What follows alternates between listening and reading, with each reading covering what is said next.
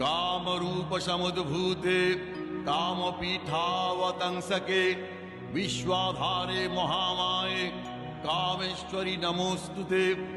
अव्यक्त विग्रहे शान्ते संतते कामरूपिणी कालगम्ये परे शान्ते कामेश्वरी नमोस्तुते।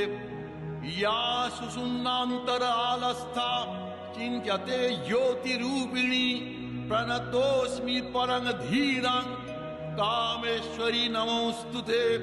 दंष्ट्राकरालवदने मुण्डमालोपशोभिते सर्वतः सर्वगे देवी कामेश्वरी नमोस्तुते।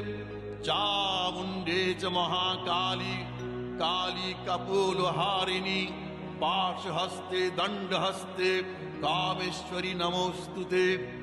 चामुण्डे कुलमालास्ये